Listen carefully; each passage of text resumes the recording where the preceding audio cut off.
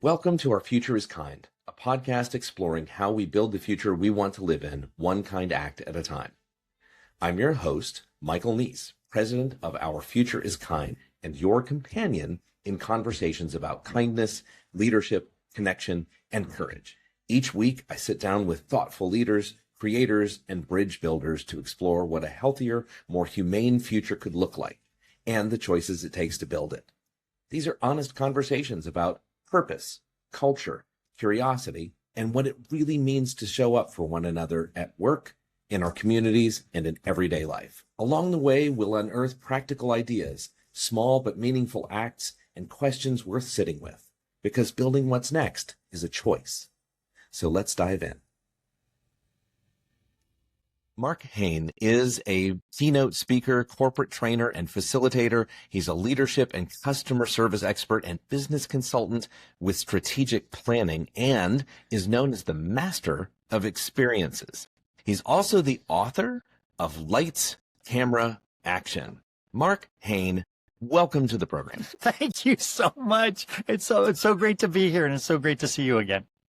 Well, I'm glad to be here and have you on my podcast. Thank you so much for having me on yours. Yeah, so I gave a brief introduction of you, but I always like for guests to speak for themselves. So can you tell our audience what makes you, you? That's a really great question, because I am a completely different me than I was back in 2012. In 2012, I was shy, I was withdrawn. I figured I'd just keep my nose down and just do what I was taught to do, which is just work hard and just keep doing, just keep being productive. And in 2012, I actually joined Toastmasters, and it was the first time that I actually got into my discomfort zone and did something that scared me to death. And by 2015, I was looking back at the whole journey, 3-year journey I was on. I kept thinking to myself, why is it that I thought I couldn't do this? And now, of course, I not only speak professionally, I also coach speakers, and I help them write their keynotes. And I'm taking all that knowledge that I've garnered over the years and I like to help the world. Love that. Love that. Well, yes, everything about you and about your podcast and about how you represent yourself, it speaks to me of kindness. It speaks to me of service. And I wanted to ask you, how do you see kindness in your own life? I mean, how do you think about it? How present is it when you're having interactions with other people? How do I think? I don't think about it. I don't think about being kind. I do think about how I can be of service. That's a core virtue or core value that I have, is that I know that I'm happiest when I'm being of service. Hence the reason why I jump onto boards and I volunteer and I do a whole bunch of things, because if I see a need, I want to be able to help. Yeah. And so my background being in hospitality, it was all about service. It was like the perfect fit of how I wanted to create experiences for people. And I figured out that that's how I wired. So this whole idea of thinking about being kind, I don't. I look at and I see a need, and then my soul just says, serve that need. Does that make sense? Love that. Yeah, it absolutely makes sense. And I love the idea that it's so deeply entrenched in who you are that it isn't a conscious thought. It's that idea of how am I helping others? And it's a true north value, I believe. It's a true north value. So even if I have customers or, I used to run hotels, casinos, restaurants, even with my staff, it was always about, even though there's a hierarchy in an organization, my role was, how can I serve my people so that they can serve my customers better? And being able to roll with the punches of the fact that we're dealing with fallible human beings. In fact, I used to tease people about hospitality. I used to vent with them and I say, hospitality would be a cinch if it wasn't for all the people. But without the people, of course, we don't have hospitality. But having said that, it was always, my role was, I guess from my early mentor, he said, if you're not serving somebody, you better damn well be serving somebody who is. Right? Love that. Yeah. And so my thought process, even as I climbed the ranks of management and learned how to be a leader, it was always, I need to serve the people who are serving the customers if I'm not serving the customers myself. That makes so much sense. I worked in pharma for many years, and what I found was that ultimately at the end of everything that we did, there would be some sort of a treatment. There would be a tablet or a pill or an infusion that a patient would be getting. And I would never be in the room with the patient. That would never be part of what I did. I was a computer programmer who processed data. But the idea is that you show up and you think about, what is that end goal? How do we get to the point where we have served that person? And so I love the fact that you speak to that. You got into hospitality, I guess, early on, and then transformed into where you are now. Can you just tell us a little bit about that journey? That sounds really fascinating. Yeah, well, it was interesting because I actually studied to be a police officer. I actually was back in 1978, 79. I just dated myself now. I was 12. And I was going into the police academy, and I decided at that point I wanted to apply to the RCMP, the Canadian Mounted Police. And I decided that I would not go to the Quebec Police Academy because I really wanted to go to Regina to the RCMP. And so the year I applied to the RCMP, there were 50,000 applications for 5,000 positions. Wow. That's completely different than what it is today. Right. And they had standards and all this. Anyway, so as I was waiting to get my call, because I figured I've done 2.5 years of police technology, I kept working in the restaurant that I had been working in all through college. And then there was no call, and I evolved, and I went and worked at a food court and ran a whole food court. And then I got the opportunity to partner up with somebody, worked with him for a little while. Then we got into business together, and I ended up with 3 restaurants. And my life just evolved away from law enforcement into hospitality. Okay. Right. And back in when I came to Alberta, I moved to Alberta in 1999, and the first time I got to work in a corporate environment. I had been an entrepreneur up until that point, and now I'm in a corporate environment. Now I have access to a finance manager, a marketing manager, an HR manager, and all of a sudden I had all this genius around me, and I'm pulling out my hair going, gosh, I wish I had all this when I was an entrepreneur, because I didn't know what I didn't know. And so working in those environments, I started to learn a lot more about business practices, about what makes things, what creates really great experiences, both from the financial statement all the way to customer touch points. And then from there, I just became a fixer. After I left the casino, people were hiring me to fix their brand or their hotel in their organ to help them compete. I would get calls from hotels in little rural areas going, Mark, we used to be really successful, but now big brands are opening up around us. We need your help. And so I would go in there anywhere between 17 months and 4 years, and we would rebuild the culture of the organization first before we did anything, to create that mindset of service. And I always have that adage of lead with love and kindness first. Right. That's prominent on your website as well. I find it fascinating because when I talk to corporate leaders, there are some who, come to me, something's dysfunctional and they need help. And I immediately start jumping into culture, which is what you're talking about. It's it's that kindness, it's that love, it's being centered on what actually matters rather than being distracted by quarterly results. And you've just pissed off a whole bunch of CFOs. Well, the CFOs who are listening in and who actually know what's going on, they know that good culture contributes to the bottom line, right? Absolutely does. If you're going in and you're fixing things and your fix is good cultures, tell me about the transformation that you've seen when you've done that. Well, what's interesting is, so you see things, there are TV shows like Kitchen Nightmares or restaurant makeover shows and that sort of thing, right? And they go in for a week or 5 days or 24 hours or whatever, and they go in to fix the restaurant, and 99% of the episodes center around having to fix the owner first. The problem with that is, unless we change how they think, change their mindset, as soon as crisis hits, they will revert back to their bad behavior that caused the problem in the first place. And I think, I can't remember who was it Einstein or who said that you can't solve the problem with the same mindset that created it? Right. Yeah, it was Einstein, I think. Yeah. And so these are the challenges that I see when people have been in business for 10, 15, 20 years. Most organizations, I believe, have what I like to call incidental leaders. These are people who got promoted into management roles because they were really, really good at their jobs. And somebody said to them, hey, Michael, you're really good at that. Why don't we promote you to a manager and you could teach your team how to be exactly like you? And then, of course, people get promoted. Completely different set of skills required for them to be successful. So they wallow. They're just trying to do the best they can. In the meantime, you have cultural dysfunction throughout the organization. People are flailing in what I like to call the pit of the tainted. They're becoming disengaged. They're distancing themselves because they just don't know what's going on. And we haven't given people the ammunition to be successful. And that incidental leadership happens with entrepreneurs as well. I mean, I met one gentleman, he opened up a welding shop because he was tired of working for somebody. So he says, you know what, I'm just going to open up a welding shop and do it my way.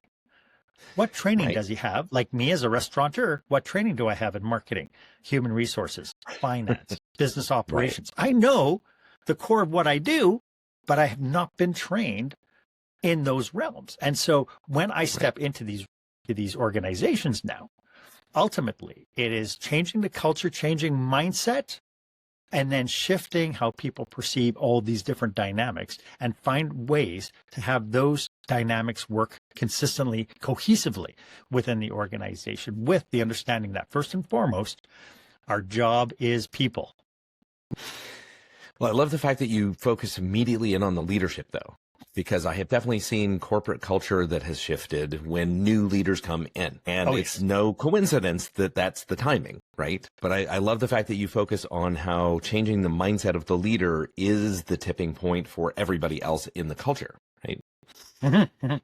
Well, it's interesting because whenever I go in to a new organization, whenever I help somebody problem solve, I see a lot of finger pointing. You know, my people are lazy. Nobody wants to work. You know, everybody wants stuff for them and nobody's thinking of my business. Nobody's taking this and all this finger pointing. And I love the adage, when you point a finger at something, you're pointing 3 fingers to yourself. Right. It's true. When you get the finger pointing to stop, when you get people to say, oh, we're all facing the same direction, that's when magic happens, right? Absolutely. Yeah. And it happens for, you know, and so the long-term convergence of that is that when crisis hits, people have now changed the mindset that past behavior, those past habits no longer rule the roost. Makes sense. And change can happen and change can keep going forward. And people become more pliable when crisis hits. They're more adaptable. So I have this question for you then. You have people that you are trying to instill with these new ideas, these new values. You're really trying to get them to buy into it. How do you overcome the fear? Because there's this natural fear of, oh, change is scary. Now I have to suddenly be vulnerable rather than directive. You know, I'm pointing everybody to, you know, go do this and go do that. Now suddenly I have to trust. How do you overcome the fear? We sit together and we do a brainstorming exercise. And the brainstorming exercise is seated in what is the worst case scenario? Not what's going to go bad, but what is the absolute worst case scenario? If we move from micromanaging to empowering people, what is the worst case scenario? And when you talk to leaders about that, usually they'll fall into, well, we're going to piss off a customer. We're going to lose a customer. Right. My question then becomes is, if that's the case, what will you learn?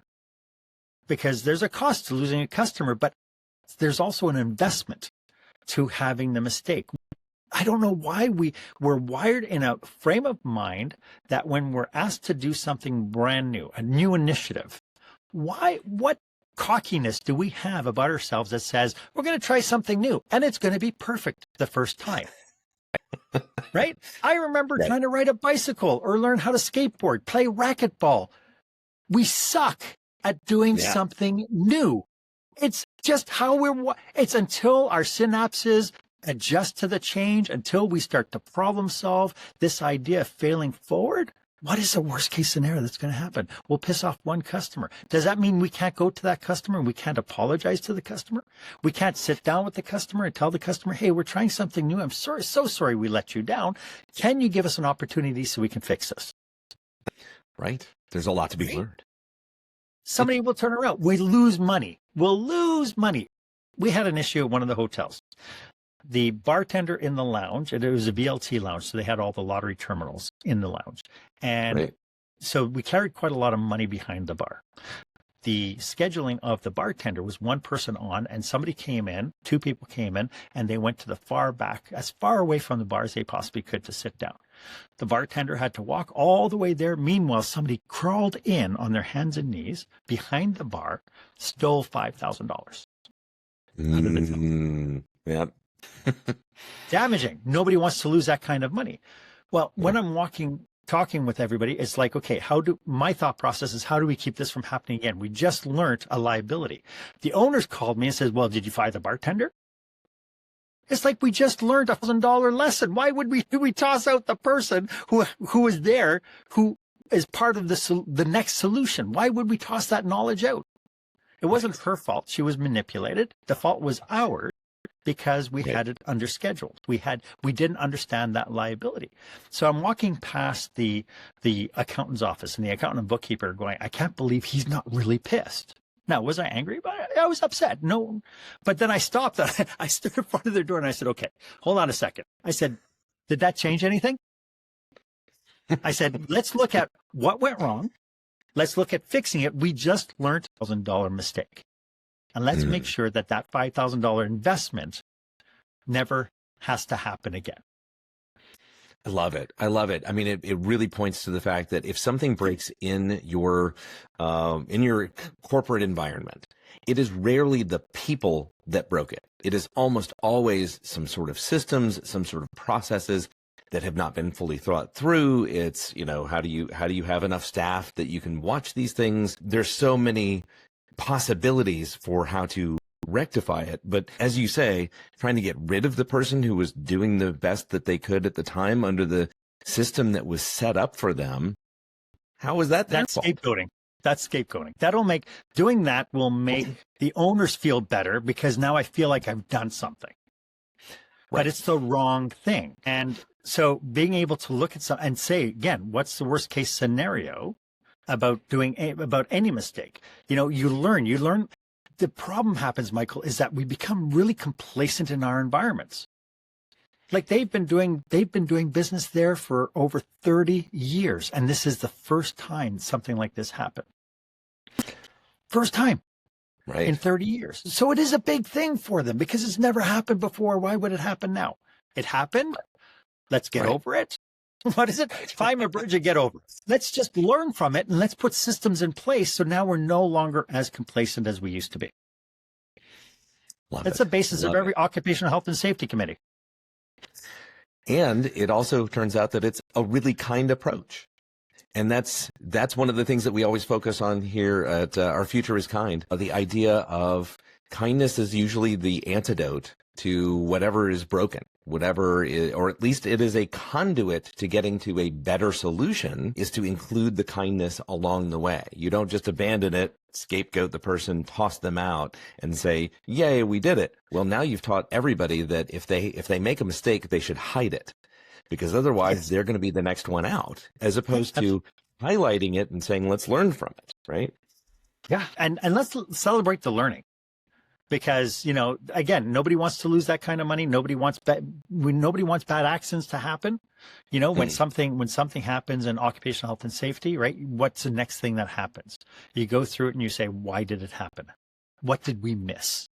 Right. And one of the things that I do talk about now in the last little while, I probably the last 5 or 6 speaking engagements I talked about this idea of forming caring communities within organizations. I've gotten to the point where I'm so tired, Michael, when you go to people and say, why do you like working? Oh, we're a big, happy family. And I don't know about you, Michael, but most families I know are really dysfunctional. Right? And to be honest, I don't want Uncle Tom, who dominates the Thanksgiving table, to be part of my team with his aggressive, domineering personality. So shaking ourselves away from this idea that we're a family and start thinking about ourselves as being part of a community, that as leaders, we're building a community. Taking it one step further, we're building a caring community.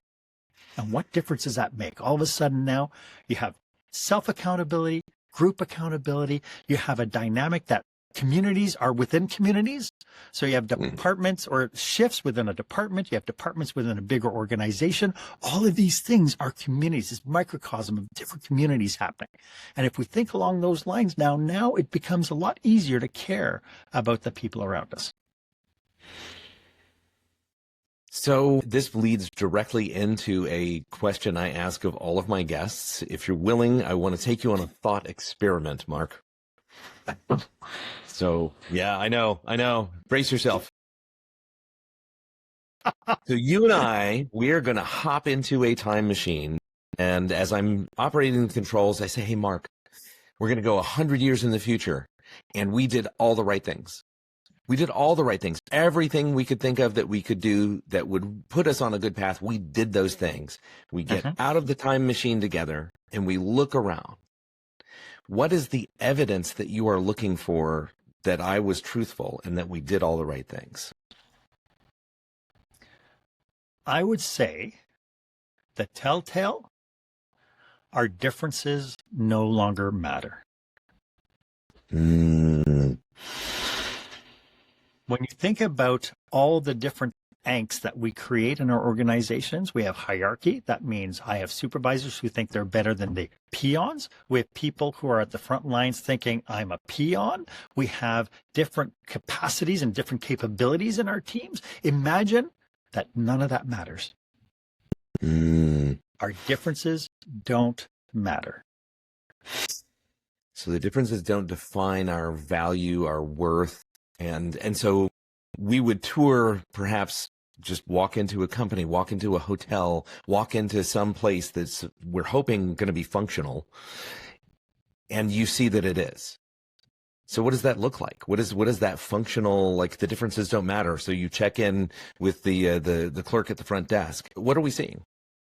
We're seeing that we're all in this together. We're all part of this human experience, and everybody is a participant in the human dynamic, right? It means that, we don't have to celebrate, we don't have to, number one, blame different things. Like my background in hospitality, I can't tell you the wars that happen between front of house and back of house.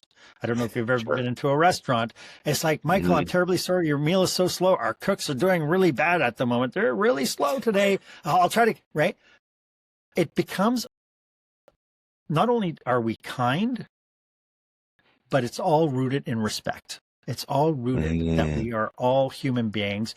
This idea that we blame people because we kind of superimpose intentions, right? So a manager saying, oh, Donna's late again. God, the girl is so lazy. As opposed to, hey, Donna, are you okay? Is there something you need? What's going on? Right? And it could be, I just got stuck in traffic. Okay, then you come to an understanding of how you're going to face that. Right? But it's a question of, we are all individuals. We all human. We all deserve respect. I know some people might be watching this and go, oh my God, he's so woke. But I like to think that I'm more awake than woke. I know some leaders will look at it and go, well, you just don't understand the kind of people I have working for me. But here's the thing. You hired them. Out of the whole pool of people you sat down, you interviewed them, you did reference checks, you hired them. So at the time that you hired them, they were the best people. And so what happened? What happened? Because you were excited when you hired them. You were telling people, oh my goodness, I can't believe I hired this lady, Sheila. She's going to be amazing. Why is it 3 years later, Sheila's such a thorn in my side? Right. Well, I love it. I love the fact that you've highlighted this, because we've gotten out of our time machine. We walk into a restaurant, we walk into a hotel, we walk into some place, and we see people having curious interactions. We see them not finger pointing. We see them trying to make things work better. And I love the fact that you highlight that, because that should be evident everywhere if we did all the right things, right? Yeah.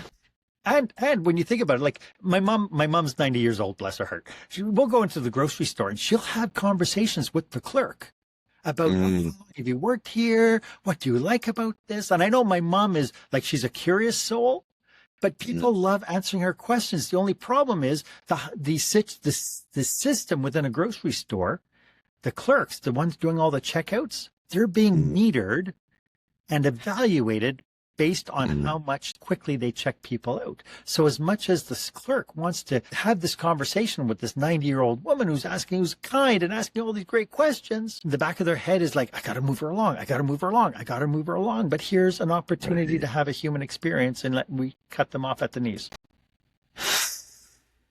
And companies that don't do that, companies that don't meter the people running the register and instead put that highlight on, we want people to feel comfortable here. We want people to feel welcomed here. I love going to those grocery stores. Those are the ones that I want to go to all the time because there is that friendly feeling. And, you use tools like pre-shift meetings to get your teams together and say, okay, so today, intentionality time, what are you going to do today to make somebody's day magical? And then after the shift, it's like, so what did you do to make a difference for somebody today? And then celebrate it. Because we do it time and time again, but because it's not a focus, we kind of just forget about it. It kind of happens and it goes. And we're not celebrating it. We're not recognizing it. But yet we will recognize when somebody was 3 minutes longer with a client than they should have been, or they dropped something and broke something, or whatever the measurement is. It is so much easier to blame people than to find what they're doing right. And being able to pull somebody together and go, oh my God, Sheila, you know what? I watched with you serving this one particular customer. I can't believe how kind you were with her. She was so confused, and you took the time to make it a great experience. Thank you so much for making that happen. Love it. Love it. And that actually digs a little bit into the secondary question that comes with the time machine thought experiment, right? We got in the time machine and I said, Mark, we did all the right things for 100 years, right? We talked about what's the evidence for that, but what are all those right things? What are the things that we should be doing between now and 100 years from now to get us to that place? I think you partly answered that question, but what else comes to mind? What should we be doing right now to make the future the best it can be? Whenever we get pissed off at somebody or something, we need to stop ourselves and ask us why. One of the things I learned, I was working in a hotel. And of course, being a hotel is a 24-hour day operation. And being in hospitality, it's very rare I got to be home with my family having supper. Very rare, because our peak times were noon, our peak times were supper time. But on this particular day, I promised my wife, it takes me an hour to commute home. I'm leaving at 4. I will see you for supper at 5. And then something happened. The server called in sick from the restaurant. I was like, okay, would you shift the schedule on? It's fine. Then somebody else called it sick. Ooh, yeah. And then a third person called in sick. And by this time, it's like, and I was cursing up a storm, I have to tell you. I was using very not nice words. Why are they doing this to me? Everything I do for these people. And the one time I need to get home. And the big question is, did they know, number one, that I had to be home? That was something in my mind. Right. But I had a temper tantrum. Not proud of it, but I had a temper tantrum. Sure. Called my wife. I said, I'm so sorry. They're doing this. I have to say, I'll see you later. And then I went into the restaurant and I started supporting the staff. At 7 o'clock, everything is smooth. Everything ran well. We had great service. The customers were happy. And I stopped and I asked myself, I said, why was I so mad? Like, what was it why was I mad? And I realized the reason why I was mad was because I was harping on the problem, not dealing with the problem. It wasn't until I dealt with the problem that there was no longer really a problem anymore. Like, I'm sure if I called my wife up and said, sweetie, I know I promised, but this is what's happened. Can we make the date night tomorrow? Right? She'd probably still not be happy because, again, being hot. But that whole thing about us getting angry about things. And so the biggest thing that I think in the next 100 years, we have to look at, why do we get mad at something? And realize that because we're mad at it, it's because we're harping on it, not doing something about it. And it happens when we're powerless about things. Think about our political system.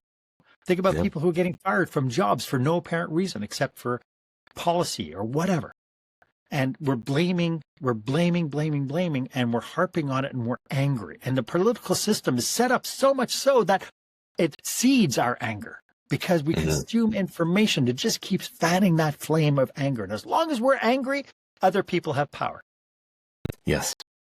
And it's the same thing in our organizations. If we're angry all the time, you need help.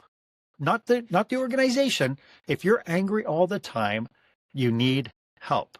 Get a coach. Get somebody to help you with your mindset. Because I promise you, when you start dealing with the problem, you'll stop being so angry. I love that answer. I've never heard this answer before, but it makes total sense. Just being a little bit more analytical about what set you off and what can you do about it. Get so straightforward. Why?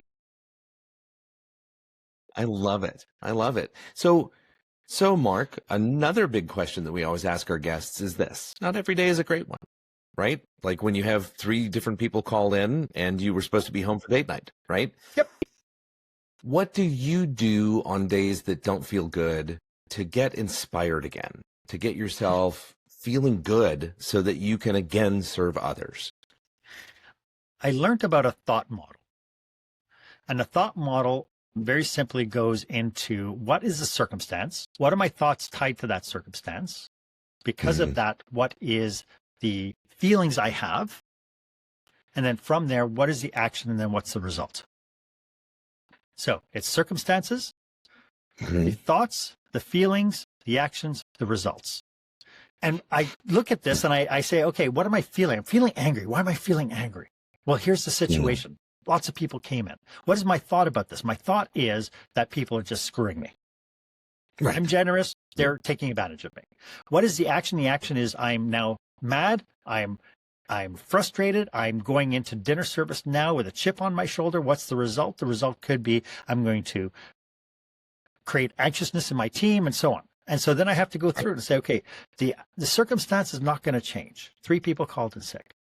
Can I change my thought for this? What is my thought for this? What can I change it? It could be as simple as, oh, well, stuff happens. What's my feeling behind that? My feeling is I can compensate. I can work with this. Everything's going to be okay. What's my action? Is I'm more positive going out onto the floor. And what's the result? My team is happier that I'm working with. Nobody's having to step on feathers or tiptoe around me. And ultimately, my customer service is going to be good. And so when I feel that I'm in this mindset, this mood, or when I'm feeling depressed, because we all ride this roller coaster that is like, I just don't understand why I'm so sad about stuff today. Going through the thought model, looking at the circumstance, tying it to the thought. What is the thoughts I'm having? What's the feeling I have around all that? And then what's the action and result I want? And then I shift it and then shift it. I love the fact that it comes back to self-reflection. For you to get inspired again, for you to think, how do I pull myself out of this bad space? It's self-reflection. Yep. And it's the 3 fingers pointing at you, right? It's easy to point fingers. It's that 3 fingers. You're the core of all your challenges. And again, I know people might be watching or tuning into this going, but you don't understand what I have to contend with. That's the blaming mindset. Right. Change mindset. Solving anything. I want, it's interesting because when I first come into when I'm fixing properties and I would do schedules and that sort of thing, and the server comes in and I say, oh, what section are you playing in today?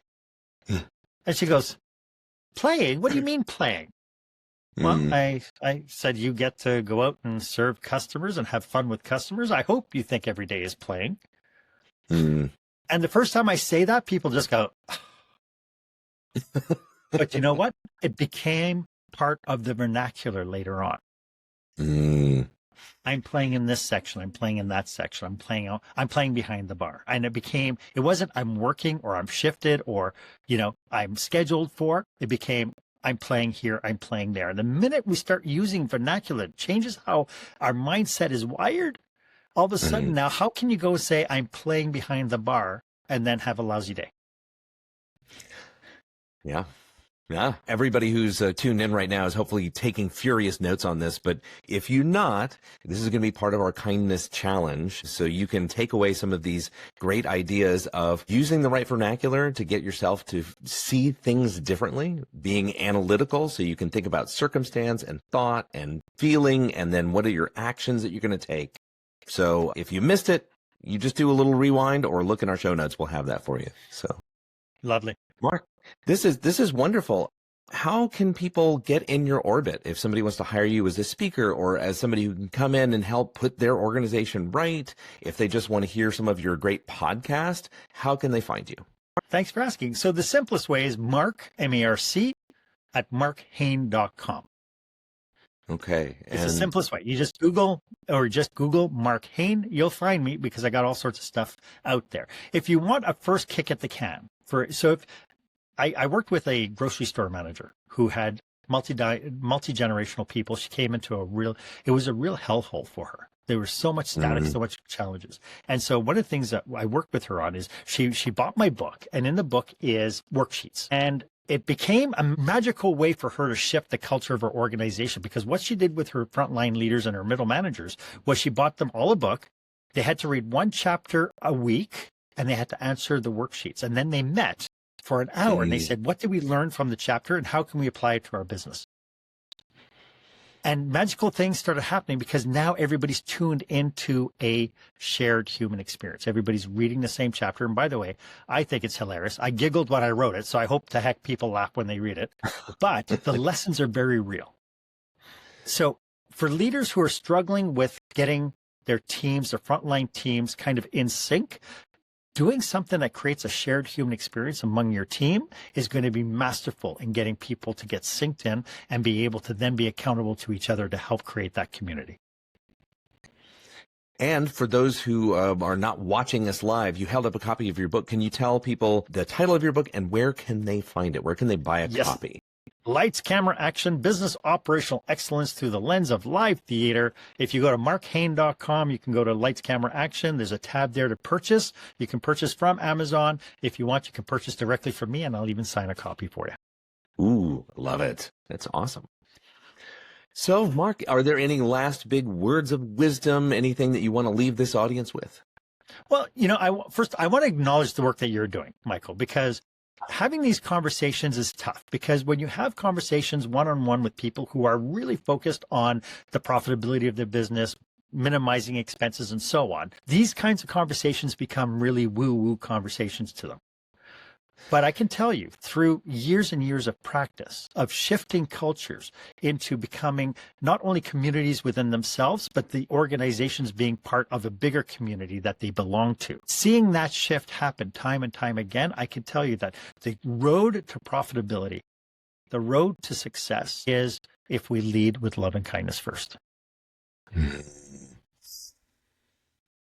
I've got nothing to add. I think that is a great place to leave this. So, Marc Haine, thank you so much for being on the show. Really appreciate you being here, and we'll have you back at some point. I'd love to. Thank you so much for giving us the space for this, Michael. It's a lot of fun. This episode's Kindness Challenge, the Serve the Need Challenge. For the next 7 days, make kindness automatic by replacing how do I look? What do I get?